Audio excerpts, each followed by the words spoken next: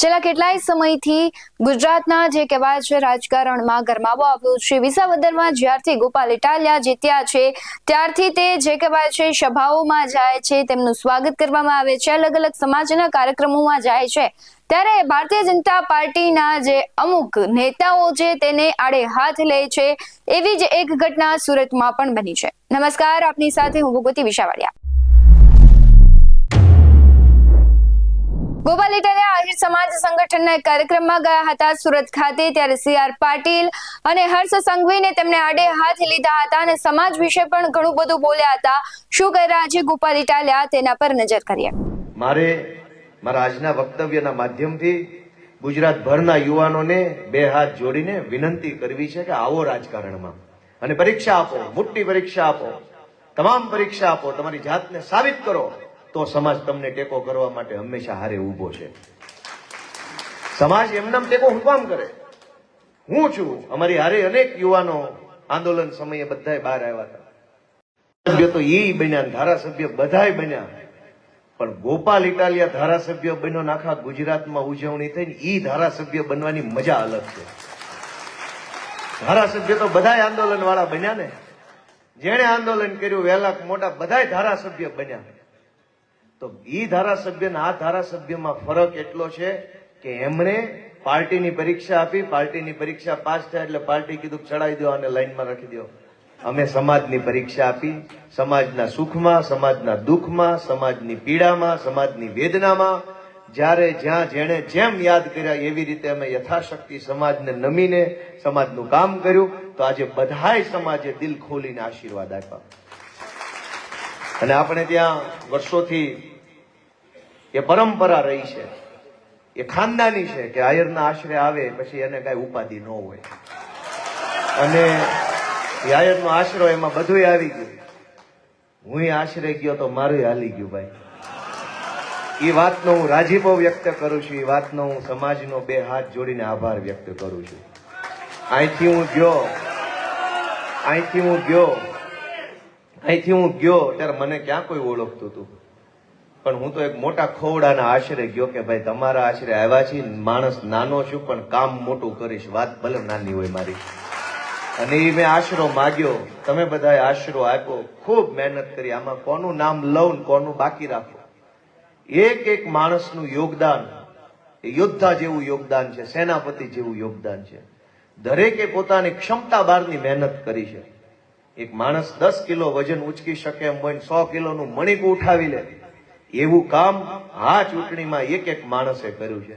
ક્ષમતા બહારની મહેનત, બધાની આંખમાં એક હરખ હતો કે કાંઈક સારું થશે, અને એ હરખ સાથે સૌએ કામ કર્યું। આહી સમાજે મદદ કરી, આહી સમાજના યુવાનોએ મદદ કરી, આગેવાનોએ મદદ કરી, જાહેરમાં મદદ કરી, અલગ રીતે મદદ કરી। સૌનો હું ઋણી છું, સૌનો હું આભાર વ્યક્ત કરું છું આ તબક્કે। દોસ્તો, આ વિસાવદર વિધાનસભાની ચૂંટણી ઉપરથી આપણે 2-5 બાબતોની શીખ લઈએ તો ભલું થાય। આજ ગુજરાત આખામાં અનેક પ્રશ્નો છે। આજે હું હમણાં વાલમનગર ગયો તો ખાડીપુર આવ્યું છે, ત્યાં હું લોકોને મળ્યો, ખૂબ મોટી સંખ્યામાં બહેનો બહાર આવી ધારાસભ્યને જોવા માટે, એની વાત સાંભળવા માટે, રજૂઆત કરવા માટે કે ભાઈ અમારે અહીંયા કાયમ દર ચોમાસે આવવું હોય છે। એ કહેવા માટે આવ્યા, એમણે એવું કીધું કે અહીં દર ચોમાસે પાણી ભરાઈ જાય છે, આપણે અહીંયા આ ખાડીમાં પાણી આજે ભરાઈ ગયું, એનાય સમાચાર મને મળ્યા। મિત્રો, મને એ પ્રશ્ન થાય છે, નાગરિક તરીકે, જનતા તરીકે આપણી પાસે બે રસ્તા હંમેશા છે। કાં એવી મહેનત કરો કે પરિસ્થિતિ બદલાઈ જાય, અને બધી મહેનત કર્યા પછી પરિસ્થિતિ ન બદલાય તો એવી મહેનત કરો કે સરકાર બદલાઈ જાય। દર ચોમાસે જો પૂર આવતું હોય, દર ચોમાસે પાણી આવતું હોય, છતાંય પરિસ્થિતિ ન બદલાતી હોય તો ક્યારેક તો સરકાર બદલવાની કોશિશ કરો દોસ્તો। દર વર્ષે પાણી આવી જાય, દર વર્ષે ઘરમાં પાણી ભરાઈ જાય, બાળકોના પુસ્તક પલ્લે, કિંમતી સામાન પલ્લે, ઘર પલ્લે, અઠવાડિયું ડિસ્ટર્બ થાય, 2-5 લાખના ખાડામાં માણસો ઉતરી જાય, એ હાલત ન બદલાતી હોય તો વિચાર બદલો, પરિસ્થિતિ બદલવા માટે થઈને સરકાર બદલો, એ વિનંતી હું તો બધાને કરું છું દોસ્તો। ક્યાં સુધી આપણે આવું ચલાવશું? આ સુરતની અંદર મને એક સૌથી નહીં ગમતી બાબત, આજે હું પહેલી વાર બોલું છું, કેમ કે પેલા બોલ્યો નથી. મેં હંમેશા એ વાતમાં ધ્યાન રાખ્યું કે બધું બોલી નથી નાખવું, અમુક વસ્તુ કામ કરતા જાવી બધાને ભગવાને સમજણ આપી છે, હવ હારું વિચારશે. આ સુરતની અંદર CR પાટીલ ને સંઘવી જેવા લોકો ઉપર આવ્યા પછી એક આખો ક્રેઝ આવી ગયો ચાપલુસી કરવાનો. બધી જ્ઞાતિના આગેવાનો જાણે CR પાટીલ મોટું પીરાણું હોય એમ ન્યા નમાજ કરે. અમને મારી જેવા માણસની વાત એટલી બધી ખટકે કે તમારી કોમના 4 જુવાનિયા કોક સરકારી નોકરી માટે મહેનત કરે છે, કોકે દૂધની ડેરી ખોલી છે ન્યા સંઘર્ષ કરે છે, કોક ઘરનું ઘર લેવા માટે ખૂબ પરસેવો પાડે છે, કોક રાજકારણમાં પોતાની જગ્યા બનાવવા માટે તમારી નાતનો એક જુવાનીઓ બહુ મથે છે. તમે એને કાંઈ માનતા નથી, તમે એને ભાવ આપતા નથી, તમે એને પૂછતા નથી. અને નાચના કહેવાતા બધા નેતા રોજ જાગીને CR પાટીલને નમસ્કાર કરી મારા જેવા જુવાનિયાને ખટકે કે અમે તમારા છીએ, તમે અમારી સામું કેમ નથી જોતા? અમારી ભૂલ હું, અમારો ગુનો હું, અમે શું ખોટું કર્યું છે, કેમ તમે અમારી સામું નહીં જોવો? અને રોજ જાગીને જોવો તો ગમે એ જ્ઞાતિનો પ્રોગ્રામ હોય, પાટીલના ફોટા મારીને ચરણ વંદના હાલતી હોય. અમને એ વાત એવી ખટકે કે આ શું હાલે છે. અને આ ચેપી રોગ સુરતમાં સૌથી વધુ હતો. એમાં કેમ કે તમે વિચારો સમાજનું ફરજ શું છે? સમાજની ફરજ એ છે કે સમાજની વચ્ચેથી નીકળીને કોઈ છોકરો સંઘર્ષ કરતો હોય તો આંગળી ચીંધ્યાનું પૂર્ણ કરવું એ સમાજની ફરજ હોય. મોટા માણસના ટાંટિયા ઝાલવા 100 જણા તૈયાર હોય છે, નાના માણસનું બાવડું પકડવા એક માણસ તૈયાર નથી હોતો. સમાજનું કર્તવ્ય એ નથી કે નાના મોટા માણસના ટાંટિયા પકડો. સમાજનું કર્તવ્ય એ છે કે નાના માણસનું બાવડું ચાલો. આજે મારું સન્માન કરવા માટે એક ટીમ આવી હતી. મેં એને હાથ જોડીને કીધું કે ગોપાલ ઇટાલિયા જીત્યો તો શાલ ને બુકે ને સ્વાગત ને સન્માન ને ઓહો. ગોપાલ ઇટાલિયાને પોલીસે ધોકા માર્યા તેથી કોઈ મલમનો ડાબલો લઈને ક્યાં નો આવ્યું? અમે કઈ દારૂ વેચતા તો જેલમાં નહોતા ગયા? અમે કોઈ ડ્રગ્સ વેચવાની દુકાન નહોતી ખોલીને પોલીસે પકડ્યા હતા? અમે કોઈ જમીન માફિયા નહોતા કે જમીન પચાવી પાડીને જેલમાં ગયા તો સમાજ છોડાવવા નહીં આવે? સમાજની લડાઈ લડતા આમ જનતાનો મુદ્દો ઉઠાવતા જેલમાં ગયા. મથુરભાઈ મારી હારે અહીંયા ઉધના પોલીસ સ્ટેશનમાં, ભાઈ હરેશભાઈ હતા, બાલુભાઈ અનેક વખત ડિટેન થયા છે. CR પાટીલ, સંઘવી કેવા લોકો છે અને આપણે કઈ ભૂમિમાંથી આવીએ છીએ, આપણો વારસો શું છે, આપણું ખાનદાન શું છે? આપણે તો ધરતીમાંથી ધાન પકવી મહેનત કરી પરસેવાના પૈસે જીવવા વાળી કોમના માણસો છીએ. આપણને એવા 2 નંબરની કમાણી ઉપર પડી બેઠેલા નેતાઓની આગળ પાછળ ફરવું પોહાય કેવી રીતે? મને તો એક યુવાન માણસ તરીકે એ વાતમાં લોહી ઉકળી ગયું. અમે સંકલ્પ કર્યો કે હારવી કે જીતવી 1000 હાથવાળો નક્કી કરશે, પણ બાંધી લેવું એ હું નક્કી કરીશ અને બાંધી લેવાનો. અને એમાં મેં ક્યાંય દહીં દૂધમાં પગ નથી રાખ્યો. અનેક વખત એવા સંજોગ આવ્યા કે રાજકારણમાં આવવાની ધગશ તો ઘણી હોય. હું ઘણા જુવાનિયાને ઓળખું છું અલગ અલગ જ્ઞાતિના, પણ પાછા પડી જાય. મને મારી નાતમાંથી ટેકો નહીં મળે, અમારી નાતમાં ભાજપનો વેલાભાઈને ટિકિટ મળી એટલે મને ટિકિટ નહીં મળે, મને મત નહીં મળે, અમારો સમાજ ઓલી પાર્ટીમાં છે, ઓલી પાર્ટી.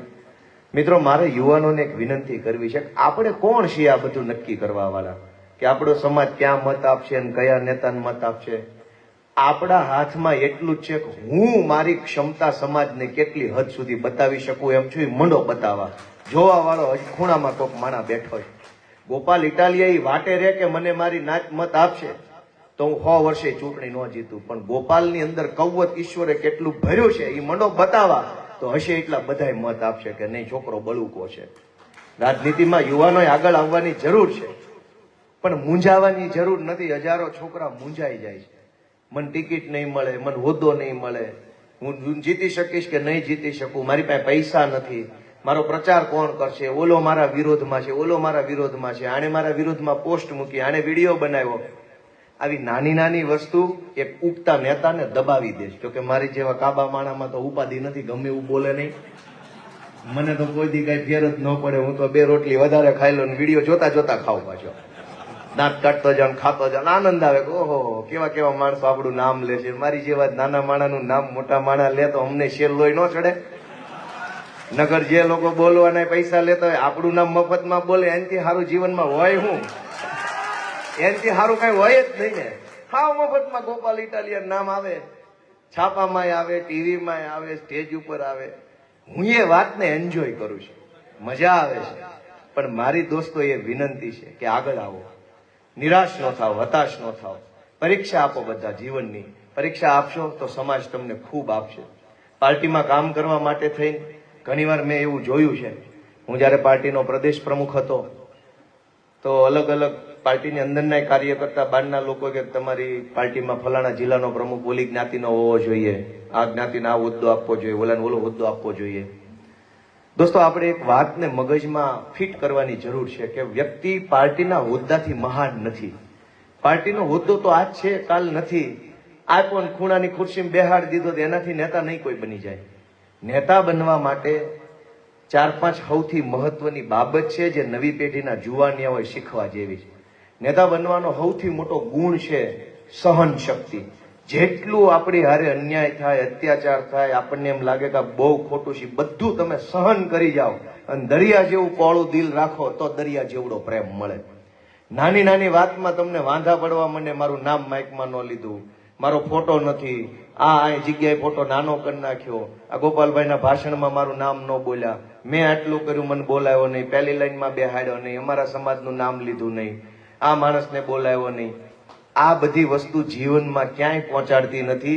આપણે આપણી નાની દુનિયામાં મજા લઈએ છીએ. આપણી 5 જણાની ટોળકી આપણને ઉશ્કેરે, તારું નામ ન લીધું, તું ફેસબુક પર પોસ્ટ મૂક ને ગોપાલભાઈને ટેગ કર. ગોપાલભાઈને કાંઈ ફરક પડતો નથી. આપણે વાહે રહી જાવી છે. આમાં નેતા બનવાનો પહેલો ગુણ છે કે કાળજું મોટું કરવું, હૃદય વિશાળ કરવું. હું ચૂંટણી જીત્યો પછી મેં 2 વખત મારું દિલ મોટું કર્યું કે કાંઈ વાંધો નહીં, ભૂતકાળમાં મારાથી કાંઈ ઈ સ્વભાવ, ઈ સમજણ, ઈ ઉંમર પ્રમાણે હું કાંઈ બોલ્યો. હવે સમાજે મને મોટી જવાબદારી આપી છે, વજનદાર માણા બનાવ્યો છે, મારી ઉપર ભાર મૂક્યો છે, તો હું વિનમ્ર બનું છું અને ભૂતકાળની ભૂલની માફી માંગી અને હવે તમારા આશીર્વાદથી આગળ વધવા માંગુ છું. જે પ્રમાણે ગોપાલ ઇટાલિયા કહી રહ્યા છે કે સમાજમાંથી એક નાનો વ્યક્તિ છે જ્યારે આગળ વધે છે ત્યારે તે સમાજ છે તેને સાથ નથી આપતો, પરંતુ તેના પગ ખેંચે છે. આ એક કડવી વાસ્તવિકતા છે. ગોપાલ ઇટાલિયા છે તે સાચું કહી રહ્યા છે, કારણ કે દરેક સમાજમાં આવી ઘટનાઓ થાય છે. માત્ર એક જ સમાજ નહીં, પરંતુ કહેવાય છે ગુજરાતના જે દરેક સમાજ છે ત્યાં આવી ઘટનાઓ થતી હોય છે, આવા કિસ્સાઓ બનતા હોય છે કે જ્યારે માણસ પ્રતિષ્ઠા પર એક પદ ઉપર હોય છે તો તેની ભૂલો હોય છે તો તેને લોકો અવગણે છે, પરંતુ જ્યારે નાનો માણસ કોઈ સારું પ્રયાસ કરે છે ત્યારે તેના પગ ખેંચવામાં આવે છે. તમને શું લાગી રહ્યું છે કમેન્ટ બોક્સમાં જરૂરથી જણાવજો. આવા જ વધુ અહેવાલો સાથે ફરી મળતા રહીશું. તમે અમારી YouTube ચેનલને સબસ્ક્રાઇબ કરવાનું, અમને Facebook અને Instagram પર ફોલો કરવાનું ભૂલશો નહીં. બાકી અમને અપડેટ્સ મેળવવા માટે આપ જોતા રહો BS9 TV ન્યૂઝ. નમસ્કાર.